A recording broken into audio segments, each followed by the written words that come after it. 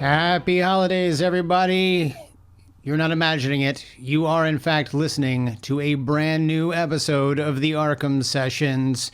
If you've been binging, you didn't notice that we were gone. But if you haven't been binging, if you've been listening to us from week to week, month to month, then you know that we've been gone for a little while. I am Brian Ward. I am joined, as always, by the psychologists to the superheroes, the superheroines, and the supervillains of Gotham City and beyond, Dr. Andrea Letamendi. Welcome back, Drea. Thanks. Happy holidays. Happy holidays. Welcome back. Thanks. I've come to the realization that I'm really only happy when you and I are talking about Batman and the psychology of the messed up people in Gotham City. And when I say messed up, I just mean everybody. I don't really mean messed up. You're not trying to use a clinical term or anything. You're just... I'm not even qualified. I couldn't possibly. But I feel like I've learned a lot since you and I started this podcast. And I feel like I need to bring that up because, ladies and gentlemen, we're putting this podcast up on December 17th. That's tomorrow for you and me, Drea. But we're putting this podcast up on December 17th. On December 17th, 2013, you and I put up our very first episode on Leather Wings on YouTube. Wow. Yeah, it was before we'd even figured out the whole iTunes what were we thing. thinking? I know. We had people asking us to put it up on iTunes, and we didn't even know how to do it. We were like in the dark ages. I know, but that's what it was. This is our 2-year anniversary. So congratulations, Drea. Congratulations to you. And by the way, thank you for upgrading us out of YouTube and onto an actual platform where people can download I don't even know how it works. I'm like, they're going to download the audio files and stuff, plug it into their iPod. And, yeah, exactly. Put it on their their tapes and then put it in their Walkman and however they plug in. I mean, you bring up a really great point. We've been doing this for 2 years now. I think we've evolved over time. I mean, the technology aside, I feel as though we've both learned a lot, and it's certainly been a great journey, and I look forward to the next year. Yeah, me too. And for all of you who have been listening for all that time, and for all of you who have found us over that period of time, we want to thank you, and we want to welcome new listeners. And we love hearing from you guys. We want to continue to do so for the next year and beyond. When we're done with Batman the Animated Series, who knows where we'll go next? I'm looking forward to finding out. That being said, this particular episode, Drea, I decided to come back. We would not necessarily jump right back onto Batman the Animated Series. Because we don't know where we are, right? Yeah, I got to go look that up. But it's been that long. It's December, and I thought there was no better decision than to cover one of your favorite holiday movies. And that is, of course, Batman Returns. Yes. And dare I say it, I mean, here's the real confession. Mm-hmm. If you will lean in with me on this. Leaning in. I would say that this is probably not only the single film I've seen more than any of the other films, but that this is one of my favorite Batman films, including, if I included the Nolan trilogy. So you've seen this one more than any other Batman film. Right. And you would place it right up there at the top. I would, and I feel like I'm saying something that not many people would agree with.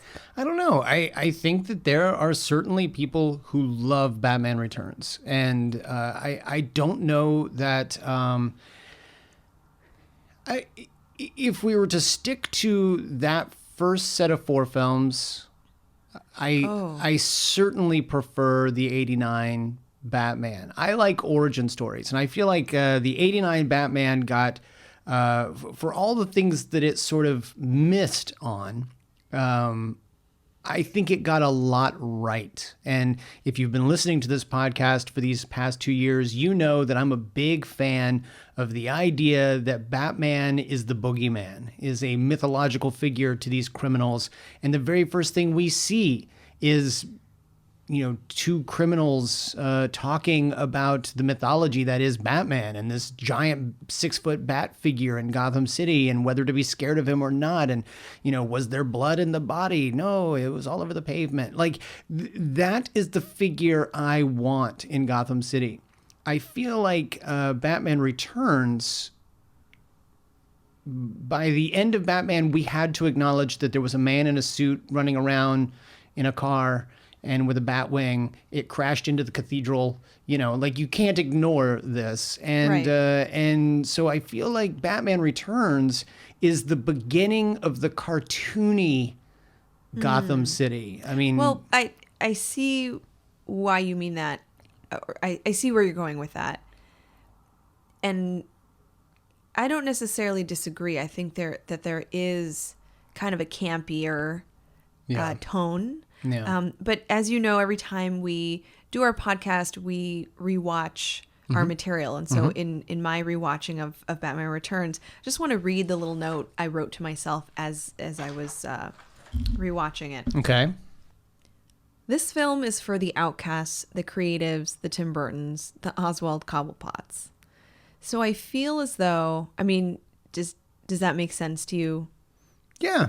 I feel as though while I understand the first movie had to set or explore the origin story and kind of set up who Batman was, I feel like this movie was for like the underdog and for really telling a story about, I don't know, the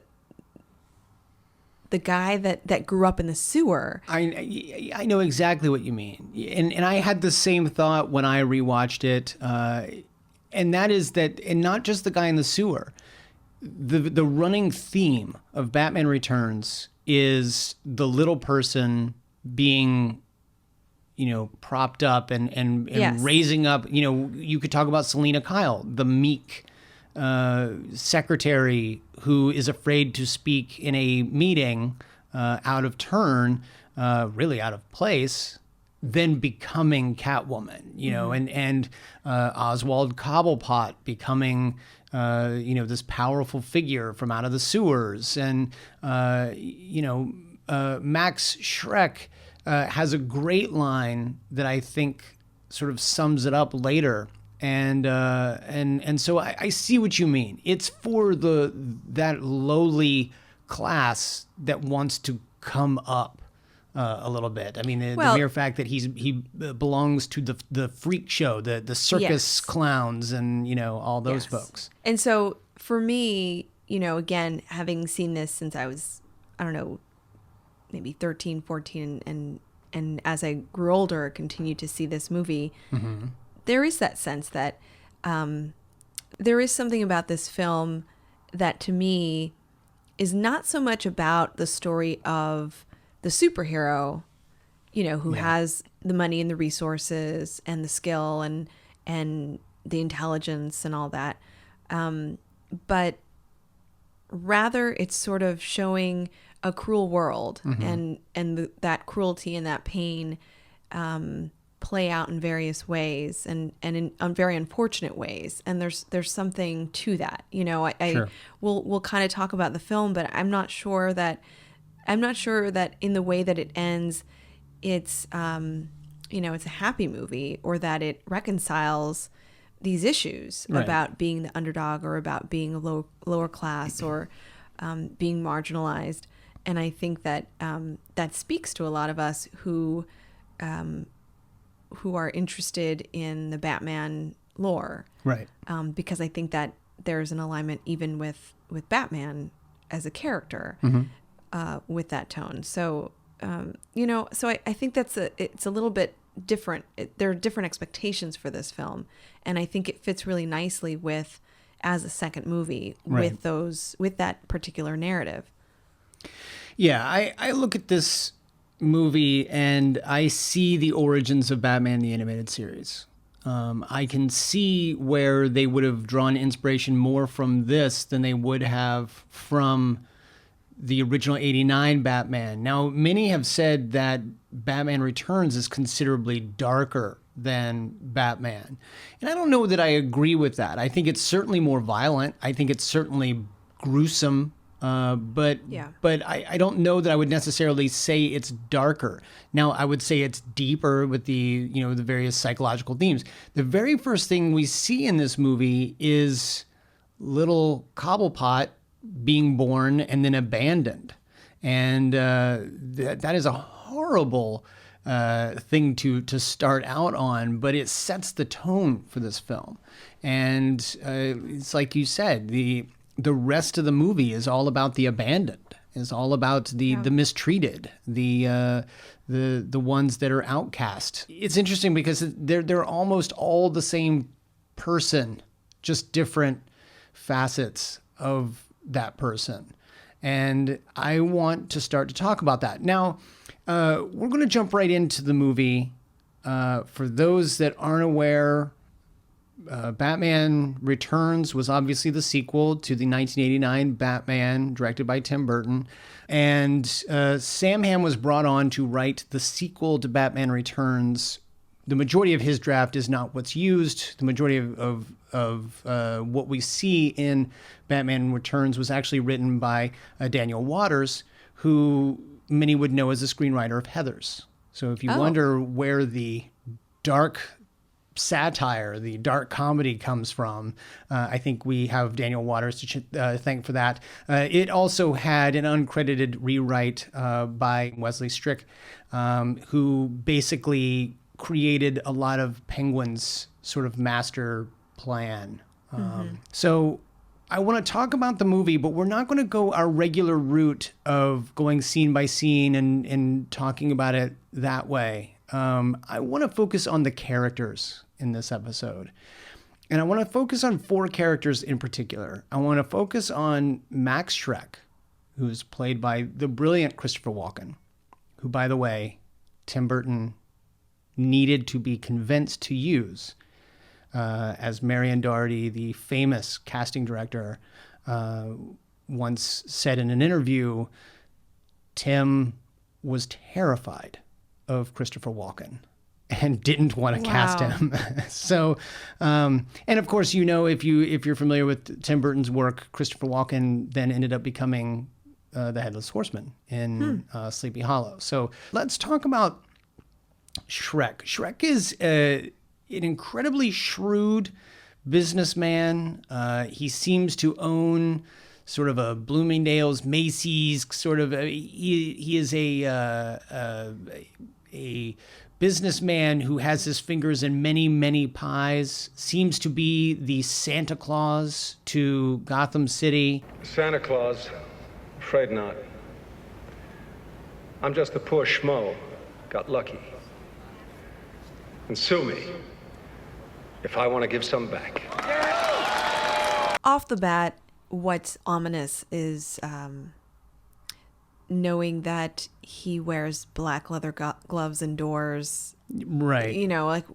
It's a strange dynamic because he's really glorified. He's seen as this important, maybe even endearing figure in this really cold world that this town, Gotham City, this version of Gotham City, which Tim Burton, I think, brilliantly somehow makes it even more gloomy. Well, and let's talk about that. In the first movie, there were daytime scenes, and you could tell it was shot in England. You were outside during the day. The sky was sort of blown out. It seemed like you were somewhere in real life. And I can't think of a single scene where I felt like I was in a legitimate place in Batman Returns. It seems like all the sets, including Felt like you're saying if they felt like sets too. Everything felt like it was built on a soundstage, and it actually was. I mean, Warner Brothers Studio famously at the time had over 50% of its own stages dedicated to just making Batman Returns. So that was a really big deal. But even the exteriors were all shot on sound stages, and I feel like that's sort of, again, kind of my problem with this movie is it all just felt a little fake. It all felt a little artificial, and I realized that's the look they were going for. Yeah, that's mostly totally. Bo Welch, the production designer, was replacing Anton Furst from the first movie, and they created this elaborate world. Bo Welch had worked with Tim on Beetlejuice and on Edward Scissorhands, and it felt like that, an extension of that sort of world. And so you're right. In doing so, they made even, the exterior seemed darker and more gloomy. It is unlivable in all the ways that you just described. It looks artificial. It looks superficial. And it doesn't look like a place where people live, right? And yet they do. And so I think that's sort of the juxtaposition, which is sort of, it's unsettling. And I don't know if that was deliberate. To me, it seems like it sort of was, it's sort of misplaced. It's, it has that sense of, I don't know. I even want to say like dissociation, like you're sort of there, but you're not. And yet all these people live their lives there. And so you get the sense that it's very unsettling. Well, that's perfect because, let's mention the fact that the one person who isn't at this tree lighting ceremony is Bruce Wayne. Bruce Wayne is sitting, when we're first introduced to him in the Batcave, or in Wayne Manor, he is just in his study. It is very dark. It is very gloomy, not a light on in the room. And he is just sitting there brooding. Now, presumably, this is a very happy moment for people in Gotham City. This is a tree lighting ceremony bringing in the holidays. And you've got Gotham's number one son not there, not participating. He's really not there in any capacity. He didn't sponsor the event. He's not, it's one of those occasions where Wayne Industries isn't a part of it. And talk about disassociation. The guy who's fighting for this city is sitting in his study until the bat symbol is thrown into the sky and then redirected. You mean when it's all shining on his house? On his house. Yeah, that's weird. Yeah, that's a really awkward, I get that you want to be alerted at all times, but you might not want the signal to be redirected to your home if you want to keep this this secret identity a secret. It's a little weird. It makes for an amazing shot. I mean, it's a great, iconic looking shot, but man, either Bruce Wayne is Batman or he's got the worst placement of his house in all of Gotham City. Like, that just must suck.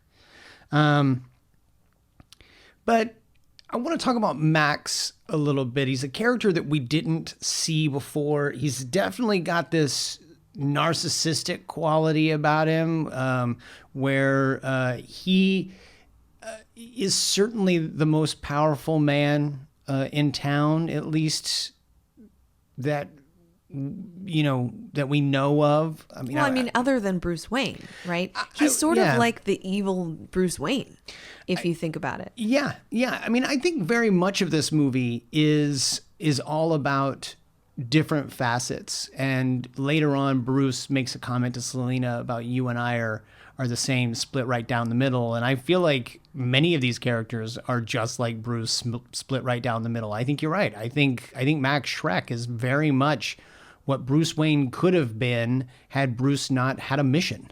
Right. He's got a son, and he wants his son to have a particular legacy. He wants to build this power plant that is going to fuel Gotham City for generations to come. Only Selina Kyle discovers that it's not actually going to fuel Gotham City. It's actually going to drain Gotham City of its resources and stockpile it so that they could probably then, be in control of all the power going forward. And it's this very sinister plan appropriate for a Gotham City villain. Yeah. But talk about Max a little bit. From what you saw in the course of this movie, what was your take on that character? Well, I think you're spot on with identifying his narcissism and his kind of need for power and how he sees himself. One can never have too much power. If my life has a meaning, that's the meaning. I mean, he's talking about the power plant, but really he's talking about the entire meaning of his life is to have power. That's sort of, if you think about the various characters and what their values are, his core values include, power, control. I think there's an element here too of his gender, that when you look at that first board meeting, you have a bunch of, middle-aged, older white males kind of making these important decisions about Gotham City and the consequences. And, one of those members reminds him of his responsibility and the idea that while a power plant per se might be a good idea, the mayor has to go through the formal approval process. The mayor has to be a part of that process, and then you realize that this man isn't interested in society and collaboration, in these in perhaps what could be these healthy relationships. He's just sort of interested in this quest, and ultimately it appears as though he doesn't care a thing about the city. Right. That he's relying on their loyalty, he's relying on their adoration of him, but it's not reciprocated.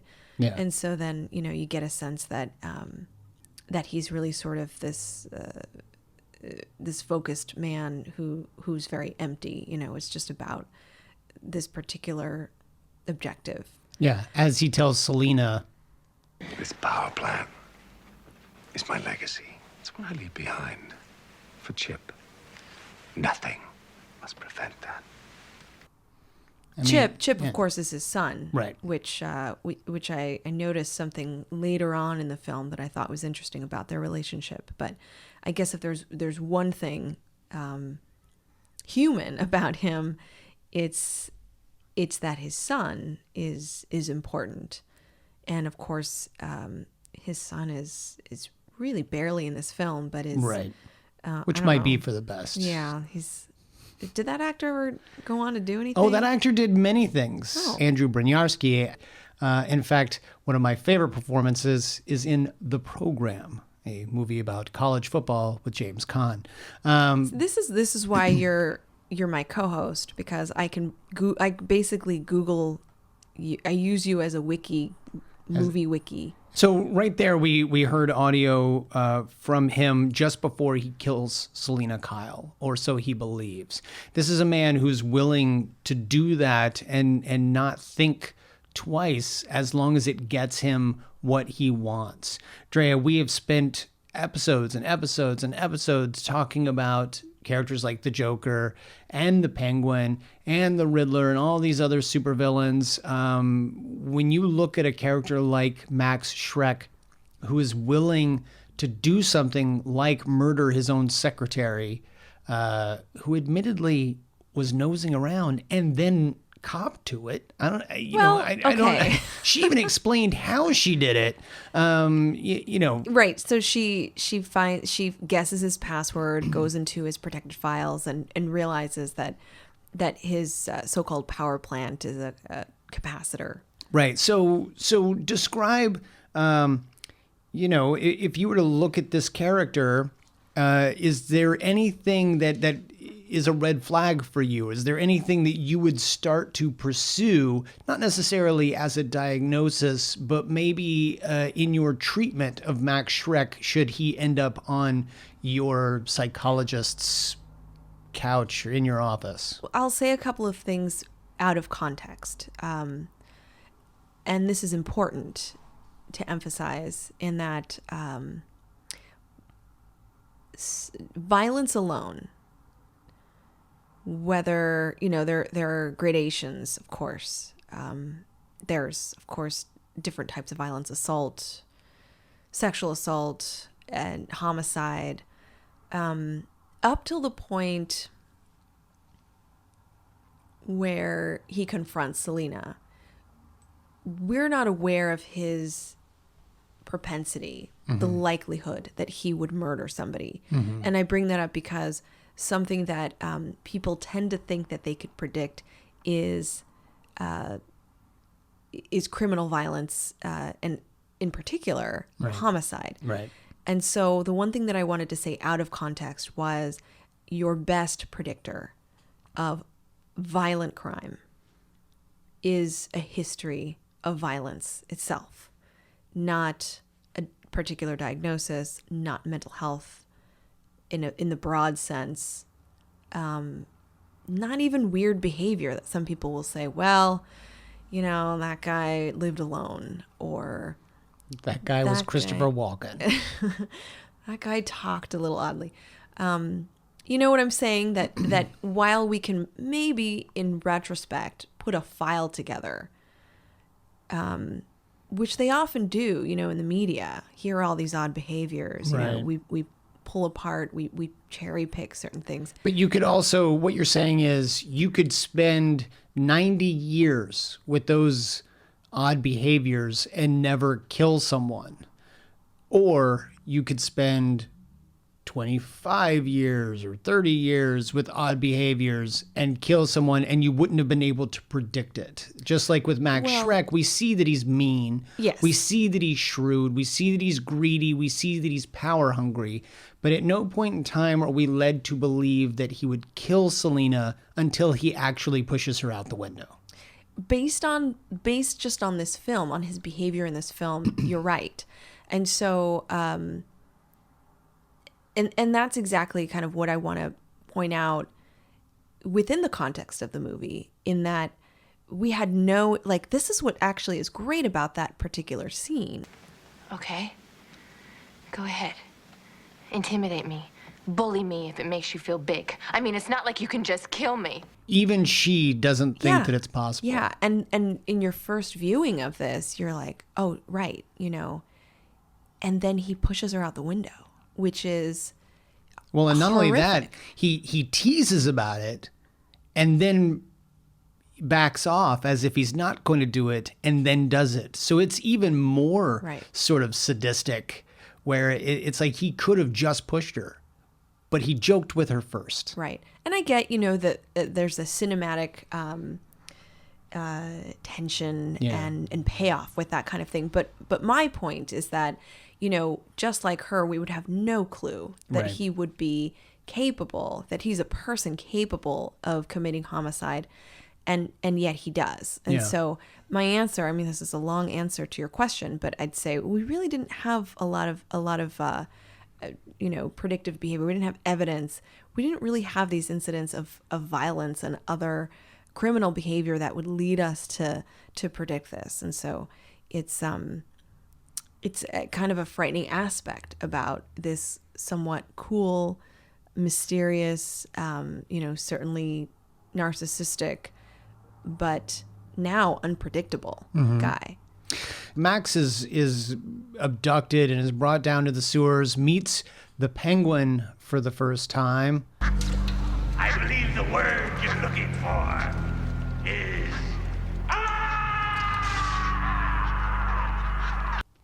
And this is where we learn that the Penguin basically is going to blackmail Max into helping him rise up from the sewers and come to prominence in Gotham City, become adopted by Gotham City. And Max takes that opportunity to then use the Penguin and his new celebrity to even take over kick the mayor out of office because the mayor wasn't going to help him get his power plant, get the Penguin thrown into office as the new mayor of Gotham.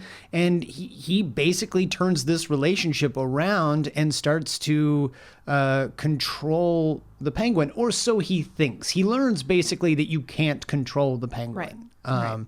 And I found that element of his character really interesting. It's really not until the Penguin's ultimate master plan comes into focus and he begins to take all of Gotham's first sons from their parents, especially the elite parents, and that you learn that Max is in fact not in any kind of control.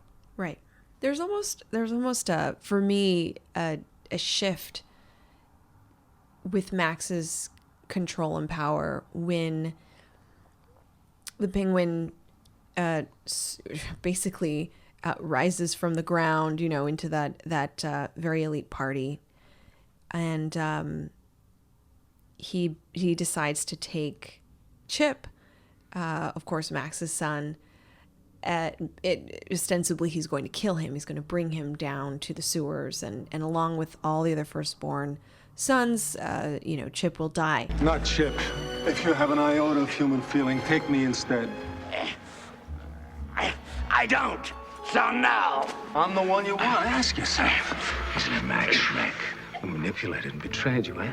Isn't it Max, not Chip, who you want to see immersed to his eyeballs in raw sewage?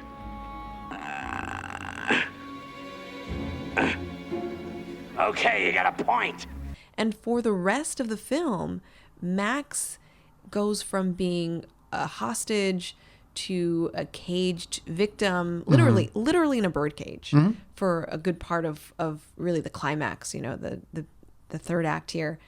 And of course, Selina is the one who eventually gets revenge and murders Max in this pretty horrific way. Well, and even in that third act, he's no longer, in fact, he is basically oblivious to everything that's going on around him.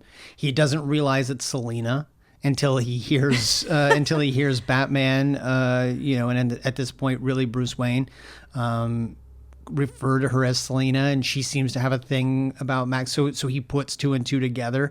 He literally watches Bruce Wayne remove his cowl and still doesn't understand why Bruce Wayne is dressed up as Batman. I mean, this is a guy, Bruce Wayne. Why are you dressed up as Batman? And Bruce Wayne, why are you dressed up like Batman? It's almost like somebody took the end of that script and wrote his character is actually quite different toward the end. He never tries to take control back. Well, and it makes you wonder though if that is the character that he was, if all of the power and all of the because when you look back at his character throughout the movie, he still needs other people to carry out his plans. He can't just push his power plant through. Yeah, he needs everyone else. This is true. The end of the movie shows just how useless this man is. He shoots Selina several times, 4 times, and still can't kill her. Yeah, it is. It's sort of a weird shift. And maybe you're right. Maybe it's more about, well, those layers are removed and his personality, in fact, is one that's weak and lacking in, I don't know, in resources and problem solving and intelligence, really. Like, he just sort of becomes this bewildered hostage for the rest of the movie. Right. Drea, I want to move on and talk about Selina, since we're sort of talking about her here. Selina has a huge transition over the course of this movie, and if you were going to ask me who this incarnation of Selina Kyle reminds me of when talking about Batman the Animated Series, go with me on this. Okay. I would say Harvey Dent / Two-Face. Okay. Wow. because she is a very different person before she is killed. And then she is almost a completely different person the moment she wakes up. And she now refuses to go back to that meek, even when she is Selina Kyle, even when she comes back to work the next day, she is disheveled. She is powerful. She is sort of taken control of Max. Max is surprised to see her, obviously. Right. But she is a completely different character, and she even tries to seduce Bruce Wayne, and she does all the things that Selina Kyle wouldn't have done pre-death. She's a completely different character. I see how you're making the connection to Harvey Dent, who goes through these episodes of rage and identity confusion, and you know, clearly he's Two-Face. He has these, you know, dual identities. What's interesting for Catwoman in this film is that of all the characters, she is the one who is supernatural, right? She falls, she's pushed from this, but she's essentially killed. You know, one could argue she suffered a huge, you know, traumatic brain injury or, you know, various physical injuries based on that fall. But you know, you can correct me if I'm wrong, but my interpretation is that she died. She could have. I mean, it is certainly suggested from a fall that high, she shouldn't have survived. And it's even maybe suggested that the several cats that were around her and biting at her fingers and nipping at her maybe infused her with some sort of spirit of the feline or something. I think this is what Tim Burton's vision was. But and again, I maybe this is not completely accurate, but my interpretation of this is that Selina Kyle dies, like her body. She certainly looks dead in the snow. She dies. I mean, she looks cold, but you can also say that her being that close to death then changed her, you know, and she would never go back, you know, to that. I don't know. Okay, I think there can be multiple interpretations of what happens to her, but maybe we can agree on this, that the Selina Kyle, the person who was, as you described, meek and often dismissed, often looked over, you know, a woman who was berated by her mother, treated poorly by men, you know, like in the beginning of the movie, she comes home to voicemails of people just treating her awfully. Selina, dear, it's your mother. Just called to say hello. Yeah, right, but I'm disappointed you're not coming home for Christmas. Want to discuss just why you insist on languishing in Gotham City as some lowly secretary. lowly assistant. Selina, about that Christmas getaway we planned? I'll be going alone. Dr. Shaw says I need to be my own person and not an appendage. That is someone who seems to have a lot of mistreatment around her, not just by her bosses, but clearly she was raised by a woman who is a bit cold and maybe a little too honest. Well, and she works for somebody who clearly will humiliate her in front of others, who kind of tries to keep her in her lowly place.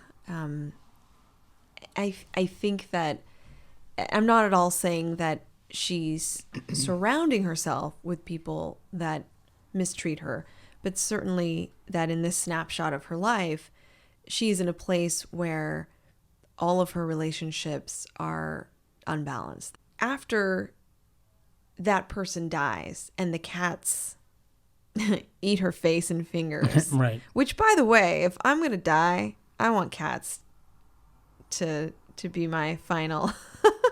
I just want cats licking my body, as if that's gonna. It just seems really comforting, being the cat lady that I am. What? How can anyone be so pathetic?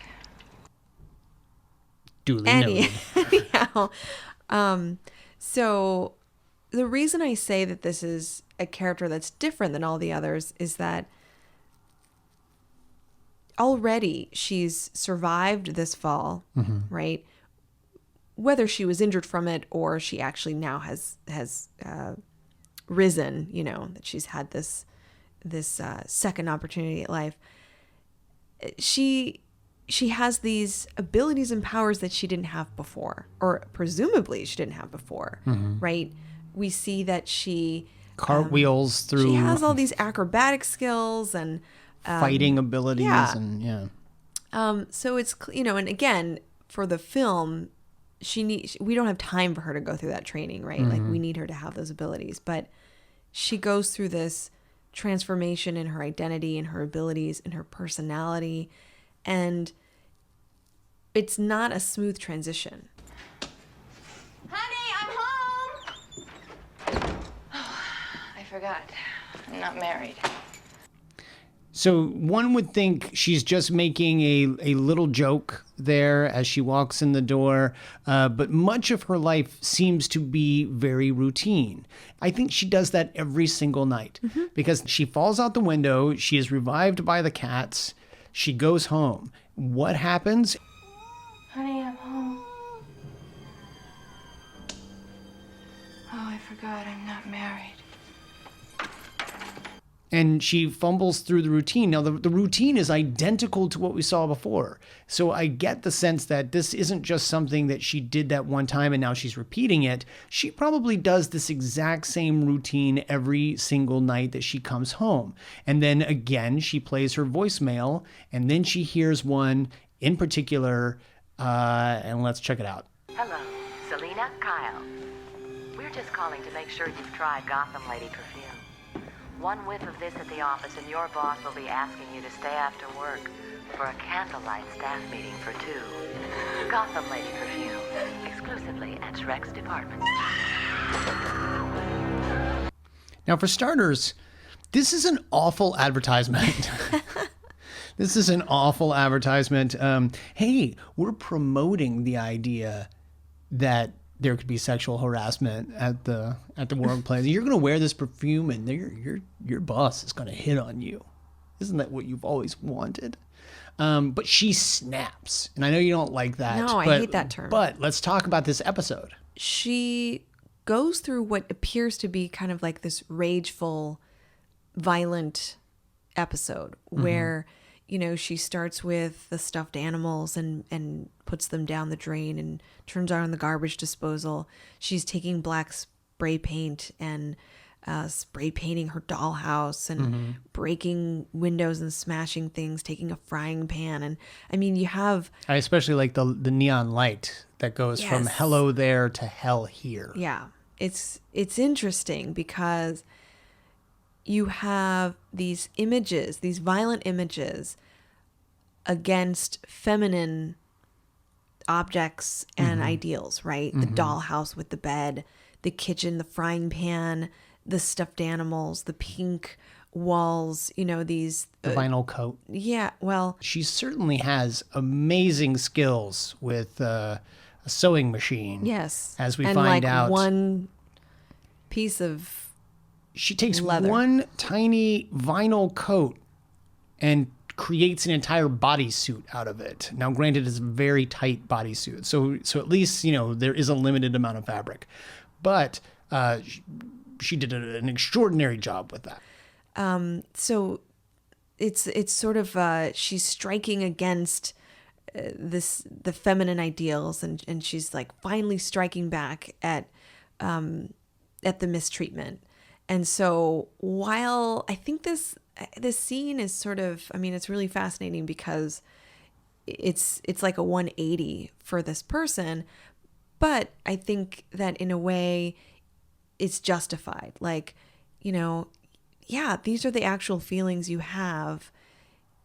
had as Selena Kyle. You're not a different person. You're the same person, and you've just about had it with the way that people have been treating you, and you've been killed, and now you know, it's almost as if you're coming out of the other side, realizing that everyone who has wronged you, you know, really deserves to feel this pain or feel this amount of violence, and it's sort of taken out in her space. And you know, I would not say, because immediately you might think, is this a psychotic episode? You know, has she had this break from reality? She doesn't know who she is. She doesn't know where she is. It's just chaotic. I don't think it's chaotic. I think it's just this reaction to, it's this rage that has been living inside of her. And you know, it's not completely outside of a normal, you know, human behavioral experience. I don't know about you, Miss Kitty, but I feel so much yummier. She's now a completely different, which is funny. Is funny because if this is what she was bottled up, like, oh, Selena. Well, you know, I don't, you know, I want to be very clear. I'm not saying this was all bottled up inside of her and it was just waiting to get out. Right. Again, a supernatural process happened. She died and cats came and licked her face and she came back. Which cats can do. Yeah. So, you know, I just, my perspective of this is that, yes, she's risen. She's sort of come back with the freedom to really be this person. But no, this person wasn't like hidden inside of her, bottled up in her, just waiting to come out. Well, and then she starts to use the weaknesses that she had. And I use the term weaknesses loosely because I don't really think they're weaknesses. And I think that she uses those same weaknesses to her advantage later, particularly as she's fighting against Batman for one of the umpteen million times that she does throughout the course of the movie. And he actually lands a punch on her. And instantly she hits the ground and... How could you? I'm a woman. I'm sorry,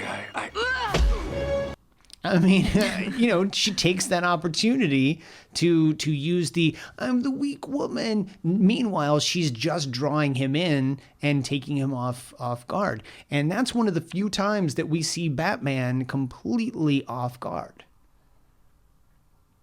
I mean, you can see that I'm hesitating because I agree with you that she's sort of utilizing that characteristic to draw him near so that she can strike, right? But her personality, her I even want to say her persona as Catwoman is entirely about femininity. It's entirely about acknowledging, yeah, I'm a woman, and here's what I can do as a woman. Yes, I can do it better than you. And even there's a woman who's getting assaulted by this mugger or potential rapist in the alley, and she takes down the guy and then grabs the woman and asserts herself. Thanks. You make it so easy, don't you? Always waiting for some bad man to save you. I am Catwoman. Hear me roar. She's frightening everybody, and she's sort of this hyper version of what you know, what a woman would be. You know, I think she's sort of utilizing femininity as a source of power, as a source of you know, as a huge source of her persona as Catwoman. You know, I mean, look at the suit that she created. And I think that what's really telling is about midway through, you see Selena Kyle outside of her Catwoman suit. She's back in her street clothes. She's back in her, how do you know? She's back in her Selena Kyle clothing, and she's just sort of staring at a shop window, saying to herself, like, she actually says, what are you doing? Why are you doing this? And to me, that was really important to note. Like, Selena Kyle is still there. She is still Selena Kyle. And it's as if she's and she's literally looking in her reflection at this window and sort of observing this shift and trying to understand, like, why is this important to you? Why is asserting your power in such a flamboyant, destructive way something that you chose to do. And I think that was important to know, like, no, this isn't just Tim Burton saying, well, Cats ate her face and now she's a cat, you know, like, I think it's a little bit deeper than that. In fairness, it could be Tim Burton just saying Cats ate her face. I agree with you. I think you're right. And I think it's interesting. She has a mission of sorts, not so dissimilar to Batman's own mission. And I think she is going to take it upon herself to bring down those who need bringing down and cause chaos in environments that support those that she disagrees with, just as much as Batman is going to try to take down the criminals of Gotham. Batman's got that line at the end of the movie. Don't you see? We're the same. We're the same. Split right down the center. And I do think that that's true. I think that the two of them both share this mission. It's not the same mission. And I don't think the two of them could ever work together. Certainly not in the way that we see them do it in Batman the Animated Series. Right. But it is interesting to watch. And Andrea, this actually brings me to there's a great moment where the movie is sort of coming to a false lull where the two of them realize who they are, and they are at this masquerade party. And it's when they both realize, oh, you're Catwoman, oh, you're Batman. And if you notice, I thought that you especially would really appreciate this. Everyone else at the party are wearing masks, and the two of them are the only two who aren't. Yeah. Which I thought you would instantly recognize or assume meant that Bruce Wayne and Selina Kyle were the masks, as opposed to Batman and Catwoman. You know, that the two of them really are Batman and Catwoman versus Selina and Bruce Wayne. You're becoming quite good at analyzing characters. I think you're right. I think that the the comment about the dualities, the comment about, and even, you know, that scene with the reflection, this is why I'm saying this movie is redeemable. You know, sure, there's some cheesy lines and, you know, Cats ate her face, but when you think about what the core kind of message here is, you know, it truly is about looking at the reflection and understanding, like, who am I really? This is really about identity exploration. You know, if I grow up in the sewer and literally I'm raised in, you know, society's poop. I don't want to use a swear word. What does that mean about who I am and my value and my worth? And similarly, you know, what does it mean that in order for me to have what other people have, I have to take it from them, you know, in an aggressive, assertive, sexual way, the way that Catwoman does, right? Or for Bruce Wayne, you know, what does it mean that I'm at this party where I'm supposed to be just like everybody else, but I feel utterly alone? So I think that truly at the core, this movie has a lot to offer in terms of those questions about our identity and about the complexity, the dualities of our identity, and trying to understand, who am I if not how other people have treated me, how other people see me, and how can I break out of that and be who I want to be, you know, against these barriers or to overcome these barriers. And a lot of times the people who ask those questions are the folks that have been marginalized, the folks that have been the underdog, the folks that have been dismissed, overlooked, mistreated, which is why I think this, you know, there is so much appeal surrounding it. In the same way, you've now got this character, and we said it before, who starts in the sewers and works his way up to becoming a beloved son, albeit a gruesome beloved son of Gotham. Let's talk about the Penguin here. A penguin is a bird that cannot fly. I am a man. I have a name. Oswald Cobblepot. Oswald Cobblepot. Now, this is a very different take from what you and I are used to covering on Batman the Animated Series. A man who believes that he is in high society, who is rich, but is seen as a joke in Gotham, particularly by the other socialites.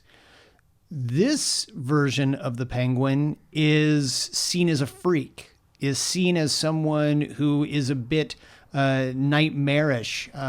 He actually says it best to Max Shreck when he brings him down into the sewers.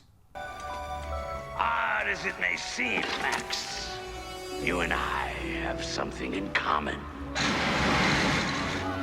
We're both perceived as monsters. But somehow, you're a well-respected monster. And I am, to date, not. So this is a character similar to Killer Croc. Yeah. Or, someone like that. The underdog who has no respect and just wants to be seen as someone who can be loved. Well, and like we said before, his origin story is centered around parental abandonment. That the movie opens with his birth, which is a really it's intended to be sort of a mysterious and horrifying beginning to his life. And then we see his parents, Paul Rubens, by the way. Indeed. Paul Rubens, his father. who obviously Tim Burton worked with in Pee-wee's Big Adventure, brought in to play his father. Not originally the man cast. Burgess Meredith, who played the Penguin in the original 66 TV series, was originally supposed to play the Penguin's father, but was ill and couldn't, and so they ended up going with Paul Rubens, which is interesting because and I digress here, but this episode, particularly, or this movie, particularly the subplot of Penguin running for mayor, was used as one of the two-part episodes in the original Batman 66. It was His Honor the Penguin and Dishonor the Penguin, where Penguin runs for mayor of Gotham City. Anyhow. Yeah. Bringing us back to Batman Returns. His parents abandoned him by sending him down the river. I mean, right? Straight up pulling a Moses on him, putting him in a basket and just sending him down the river. I mean, they dump him and it's freezing. So my initial reaction was, obviously parental abandonment, and child abuse, of course. And in an earlier scene, he's kept in a cage. He's locked in a cage as presumably as an infant. It's not a crib so much as it is a cage. Right. And maybe one can argue that's for the safety of everybody. We see him. Certainly the safety of the cat. Not anymore. He grabs the cat. I guess eats it. I'm not sure what But is he that does. something that is that something that the parents legitimately should be concerned about? Or did they in some way make this the case by imprisoning their baby in a crib and or in a cage rather than a crib, and so forth? Like would, if they had raised him as a baby, would he have been violent toward the cat, or is he violent toward the cat because they treat him like an animal? I mean, you're asking wonderful questions in the sense of we can't really explain his behavior by environment or genetics or upbringing. You know, I think there's an assumption. Well, let me put it this way. There's something about that scene. There's some purpose. I mean, you can correct me if I'm wrong, but I imagine each scene is, if it's in the final cut, there's an intention there to tell us something. And the intention here is to tell us shortly after birth, he's exhibiting destructive, violent, inhuman behavior, right? Like, this isn't normal. Likewise, his parents are kind of demonstrating really callous, destructive parenting. And so you can't really tease apart, like, well, maybe they're destructive. Maybe this is a genetic type of maybe they see the road to which this is leading and they just need to jettison the kid. Well, what's clear to me is that what's horrifying to them is his deformity, you know, like his disfigurement, the fact that he's so horrific to look at that they isolate him, they keep him in a cage, and ultimately abandon him. And so what I wasn't quite aware of was whether their intent was to kill him, or if there's this assumption that in the sewer he'll meet circus folk. He'll meet penguins, Sewer King. Right. Right. Is it Sewer King? Yeah.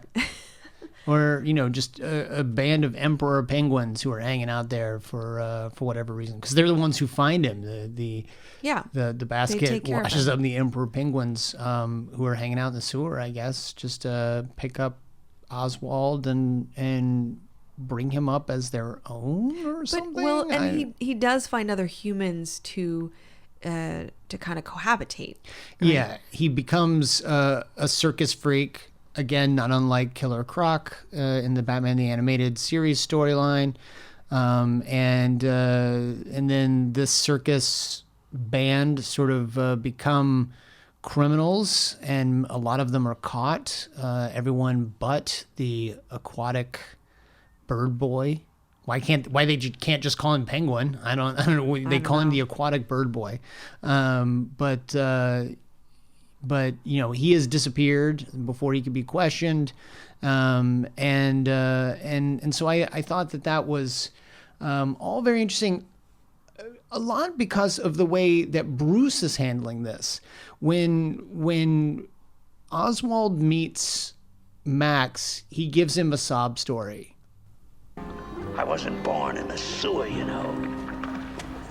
I come from like you. And like you, I want some respect, a recognition of my basic humanity. But most of all, I want to find out who I am by finding my parents, learning my human name. Simple stuff that the good people of Gotham take for granted. So he tells a very similar story after he saves the mayor's baby, which is all a ruse, right, you know, just for this purpose. And he wins over the hearts of Gothamites. All I want in return is a chance to find my mom and dad. A chance to find out who they are, and thusly, who I am. And then, with my parents, try to understand why they did what I guess they felt they had to do to a child who was born a little different. A child who spent his first Christmas and many since in a sewer. Mr. Wayne, something wrong? No. His parents. Again, this scene direct from Gotham Plaza, where we have just witnessed the emergence I hope he finds them. Penguin Man of the sewer. As much as Oswald is investigating his parents, Bruce is investigating the Penguin and eventually comes to the conclusion that the Penguin is in fact a leader of this gang of circus misfits. Why are you now determined to prove that this Penguin is not what he seems? Must you be the only lonely man-beast in town? The circus folded its tents yesterday, perhaps forever, after numerous reports of missing children in several towns. Police have closed down the Red Triangle's fairgrounds. However, at least one freak show performer vanished before he could be questioned. I suppose you feel better now, sir. No. Actually, I feel worse. He's actually using the Hall of Records in order to track down the first sons of Gotham City, especially their highest and most profiled people. And he's going to kidnap them and kill them. And he's basically going to exact revenge for the way that he was abandoned and brought up and all of that. But what is your take on Oswald and on Bruce's need to be the only man beast, the only man beast, lone man beast, yeah, in town? Well, I'll say this: I don't think with the Penguin that there is this profound need to find his humanity. Clearly, we're in agreement that his public narrative, the one he tells to Max, the one he tells to the city, that is more of a plea, more of a plan, really, to kind of get their sympathy. And by the way, they really treat him as a spectacle and as sort of an object. While the plan works, it's not because they see him as human. But I don't think that there's this deeper, profound need for that validation and that he truly wants that recognition, or that he wants his identity, that he wants his family. In a similar way that we discussed Killer Croc in a previous episode, I think he's fully aware that he's grotesque and that he's ghoulish, that he's different, and that there's no way that he will find his humanity. I think that he's already explored that enough, that he's come to a place where he's settled on his identity as it is. Does that make sense? That sure. That I don't think that there is that that unmet need of searching and feeling that pain and hurt. However, I do think that his sense of self and his identity is interestingly about how others see him still. And I think that he has, in his own way, found some sense of acknowledgement and closeness. Like, even with the penguins, the emperor penguins and his little buddies, he's sort of king in his society, if you will. And I think that's fulfilling in some ways.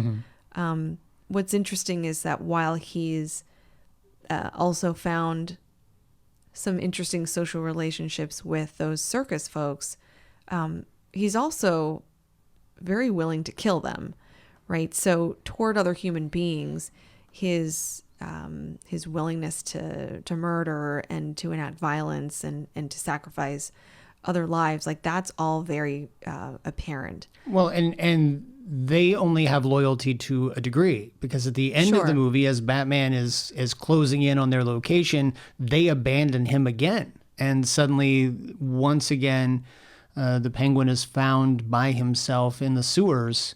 And, it's just like when he was a child. Now his extended family is gone. Right. And one of the most, for me, even now, one of the most terrifying scenes is when Oswald is given his dinner, I guess. Like, Max is giving him his fish and he's surprising him by taking him to all these folks who are supporting him in his potential run for mayor. And he really can't interact properly, right? He can't maintain those social rules, right? Like very quickly he's saying things that are brutal and animalistic, and then he bites off the dude's nose, you know, like which if that's the first time you see it, it's sort of, again, one of these kind of unpredictable, scary moments. So part of me feels like, no, it's not necessarily an act, but it is his insistence that he's an animal, that he's not like them, that he's, you know, kind of off kilter. And I think that that's part of his way of asserting himself and solidifying his identity, that he almost has to insist on it. Right. Hey, my name is not Oswald. It's Penguin. I am not a human being. I am an animal. Cold-blooded. Let's talk about Bruce and Batman here. Now, clearly, this is a character that has crossed over since we saw him in '89. He is a different Batman now. Again, in '89, he was more of a mythological creature meant to scare criminals. And by '92, he is more of a celebrated figure. The bat signal is in full effect, and he is going around during the circus performers' raid on Gotham. He is going around and pummeling them, and in some cases killing them. I mean, he is legitimately killing various. Is he? I'm pretty sure sticking a bomb down one of their pants and throwing them down throwing them down into the sewer as they explode is probably, at the very least, you could say he killed that one. I mean, and we can talk about his relationship with Selina. I mean, again, you've got this sort of broken relationship.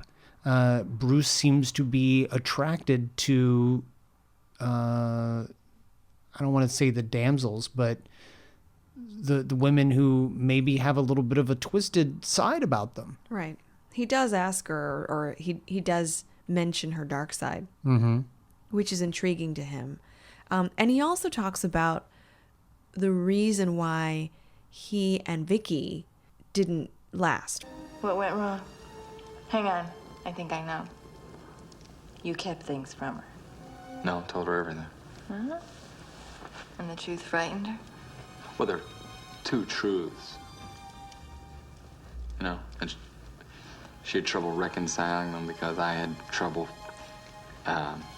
reconciling them. Yeah. Obviously, he's talking about his duality. Right.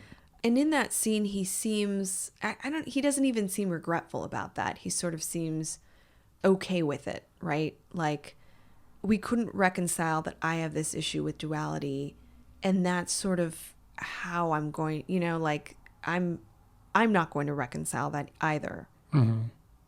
There's something resolute about the way that he talks about it.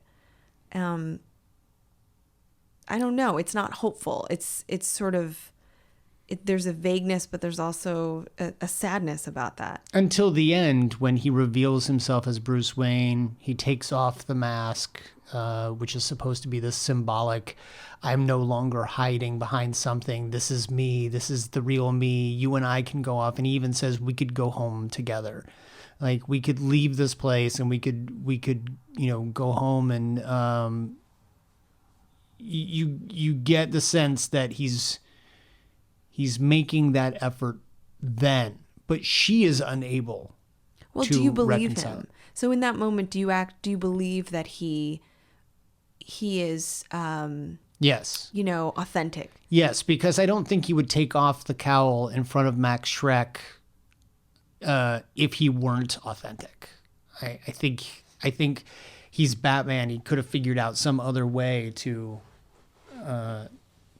calm her down. I think he wanted to talk her down, and I think he meant it. I think there was some side of him that felt like the two of them could go off together, which is why after she is presumed dead, after she kills Max in the Penguin's lair, He drives off and then sees a shadow and insists that Alfred stop, and he looks for her. I mean, he still holds out hope that she's still there because her body wasn't next to Max's when he finds it. I think that Bruce is holding out that hope. And I think that he has made a legitimate connection with someone who is as dark as he. And someone who understands dualities and could potentially make it work with him because of that deeper level of understanding. I do believe. Or it could be that he just wants to keep tabs on her. Well, if we're a couple, then at least I know where you are at all times. But I mean, do you think they could make it work? Like, this is the kind of thing, I think back to, like, our friend Levio has asked us this question about Batman the Animated Series. Looking at his failed relationships, like, do you think that Bruce Wayne and Selina Kyle, in the context of Batman Returns, would be able to make that relationship work after she has killed Max, the one person that she was probably seeking vengeance on the most? Mm-hmm. She has basically now fulfilled that mission. Do you think that the two of them could be a couple if she reemerged the next day? Well, I think that for her, the dualities are different, right? Mm-hmm. Like, Bruce Wayne has found, a relatively healthy way to maintain his Batman persona / identity. Mm-hmm. Whereas I'm not quite sure, and she may not quite be sure who she is. Mm-hmm. She's not there yet. Well, I think that there's some integration, that's a little more integration of her identity that needs to happen for her to truly understand. And I only say that because I know in their scenes together, Selina is clearly intrigued and attracted to Bruce. Mm-hmm. And I wonder, I mean, this comes up with the animated series, that she may not understand that attraction, because it could be that she's attracted to Batman. Mm-hmm. And does she see them as the same person? Right. Okay, so is this movie about Bruce Wayne? I wouldn't think so. Not really.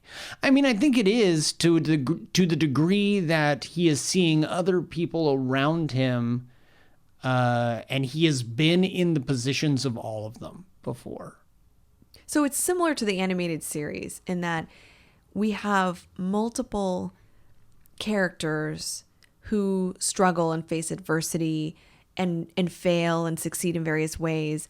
And they're all elements that Batman himself mm-hmm. struggles with. Mm-hmm. So it's almost as if we are maybe seeing all this through his eyes, or we're aligning the most with him, but it's not really about him. Right. And I think that's what I meant earlier when I said that I feel like these are all facets of the same character. I feel like Batman is the well-adjusted of the bunch.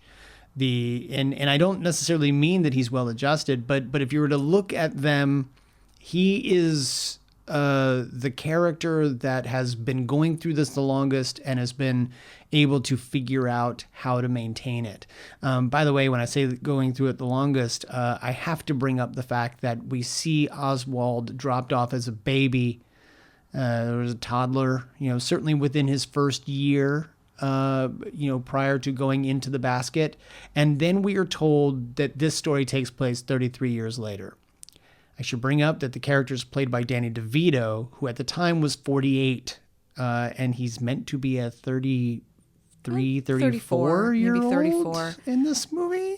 Well, sewer life is harsh. Apparently it's very harsh, especially if you're eating just raw fish and you're being raised by penguins and clowns. Yeah, that was weird. But Batman is the one who's been dealing with this and has figured out a way to make it work. Now, I will say this. He's also the only one of the group that has been living off of his estate's money. Like, Bruce is the silver spoon. You know, parents were wealthy, parents died, Bruce inherited it. It's almost like any one of these characters could have ended up the same way if they had had Bruce's life. Yeah. Or Bruce could have ended up just as much like any one of the other characters had he not had that. Right. Had he not had an Alfred. Right. The financial support that he had, the resources, the education. Bruce could have ended up like Max Shreck if he had not had the morality that was placed on him by his parents, and he could have had a son, and he could have only wanted his legacy to be his name on something. You know, he could have been some power hungry character. This is like a Christmas Carol. This is the Batman Christmas Carol. Maybe, yeah. I mean, right, like the ghost of Christmas past and Christmas future, and the kid with the. Yeah, I don't know who all of these people represent in A Christmas Carol, but yes, it could be like. I mean, I think you are seeing various versions of the same person in different realities. So it is interesting. So Drea, looking back on Batman Returns for what must be, how many times would you say you've seen this movie? Is this like a holiday tradition for you to watch Batman Returns? Is this your Christmas Story or Love Actually or, you know, Gremlins or Die Hard? Like, is this your annual tradition? I don't know that I've seen it every year, but I have seen it at least a dozen times. Okay. That's not bad. And does it hold up for you looking at it for the reasons that you're now watching it as this sort of psychological experiment? You know, does it hold up? It does. I think it's easy for somebody to look at it and say, well, it's just too campy and it's just Tim Burton being Tim Burton-y and it doesn't have a lot to offer. It's not real deep. And I don't think that. I think it's really hard to argue that when you have all of these interesting elements. I think Catwoman is certainly one of those characters where people will usually argue, you know, he took the origin and kind of, you know, made a supernatural, campy, you know, bizarre version of it. And I don't agree with that. I think that this is, you know, a much more complex presentation of these characters, that we have motivations, we have traumatic pasts, we have what I mentioned before about failures, that the characters don't all get what they want. We have deaths of villains, you know, like there's certainly some pretty fatal, dismal endings to some of these stories, some of these characters. And I think that, you know, I think there's so much more to this film than a lot of people will give it credit for. I don't think that people have ever really looked at this film in a negative light, particularly when you realize that it's followed up by Batman Forever and then Batman and Robin. But to me, it still doesn't quite hold the candle to Tim Burton's original 89 Batman, though I will say that I enjoyed it more this time looking at it for these reasons, as I find that I enjoy a lot of Batman the Animated Series episodes that I might have thought were lesser episodes. They suddenly become better when I'm talking to you about the psychology that's behind these characters. So I appreciate that, Drea. My job is done. Indeed. It is done, at least until next week. And I am going to say that next week we're going to have a new episode. So stay tuned for next week when we come back to Batman the Animated Series. Drea, until then, where can folks find you online? On Twitter, I'm at Arkham Asylum Doc. My website is underthemaskonline.com. You can find me on Twitter. I am bward028. You can also find us both. We are always at the at Arkham Sessions Twitter account.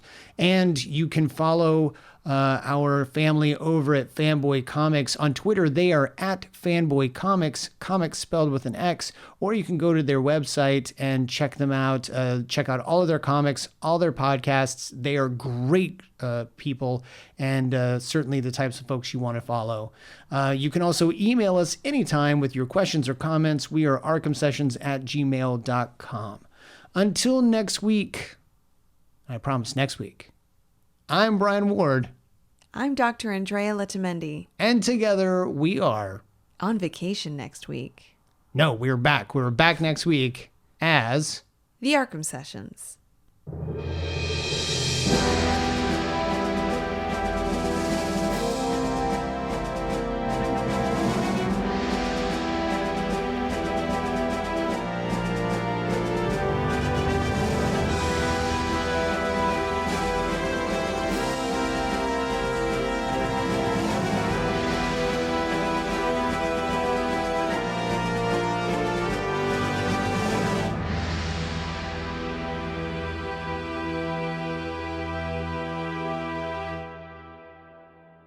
Meow.